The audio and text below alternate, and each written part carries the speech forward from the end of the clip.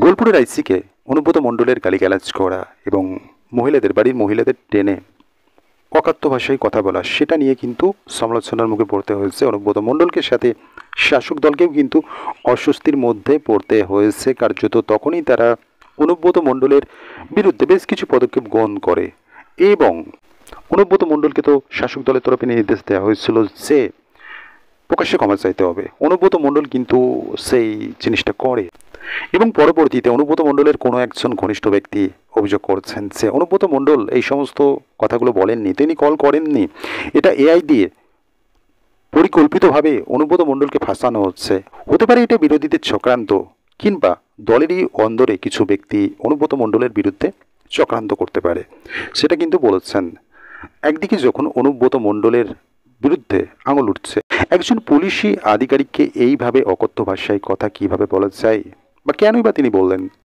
অনুব্রত মণ্ডল বোলপুর থানার আইসিকে গালাগালি দেওয়ার পর এই সমস্ত সাফাইগুলো পরবর্তীতে দিচ্ছেন যে ওষুধ খেয়ে মাথার ঠিক ছিল না তার, সেই কারণে বলে ফেলেছেন। তো সব থেকে বড় কথা হলো, তো তিনি তো এহেন একটা প্রশাসনিক আধিকারিকের বিরুদ্ধে মন্তব্য করলেন, যেটা সাধারণ মানুষ করলে এখন হয়তো তার জেলযাত্রা হতো। কিন্তু কি অদ্ভুত একটা বিষয়, তার বিরুদ্ধে চারটে ধারায় মামলা হলো, দুটো জামিন অযোগ্য ধারায় মামলা, কিন্তু কয়েকদিন পেরিয়ে গেল, পুলিশের তৎপরতা কোথায়?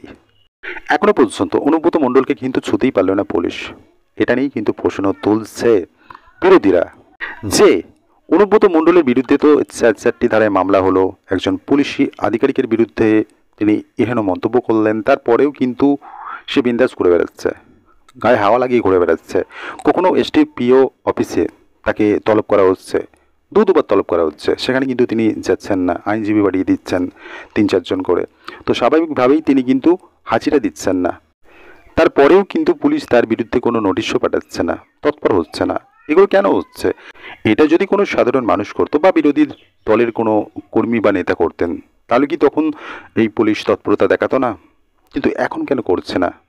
এখন কি তাহলে বলা যেতে পারে যে অনুব্রত মণ্ডলই সমস্ত কিছু পরিচালনা করেন তার নির্দেশ মতোই, অথবা রাজনৈতিক চাপে পড়েই প্রশাসন সক্রিয় হতে পারছে না? তাদের যে পদক্ষেপগুলো করা উচিত ছিল বা তারা যে সক্রিয় হবে, সেক্ষেত্রে বাধা পাচ্ছে রাজনৈতিক নির্দেশ, এমনই প্রশ্ন তুলছে বিরোধীরা। তারা প্রশ্ন তুলছে কেন এমনটা হচ্ছে। তো অনুব্রত মণ্ডলের কাছে কি লাটাইটা রয়েছে বা সুতোটা রয়েছে, তিনি যেভাবে টানবেন সেইভাবেই পুলিশ এগোবে? কারণ অনেকগুলো দিন পেরিয়ে গেল, শুধুমাত্র তার নামে এফআইআর হলো, কিন্তু এফআইআর হওয়ার পর পুলিশের যে বিষয়গুলো করণীয়, সেই সমস্ত তৎপরতা কিন্তু কোথাও না কোথাও দেখা যাচ্ছে না।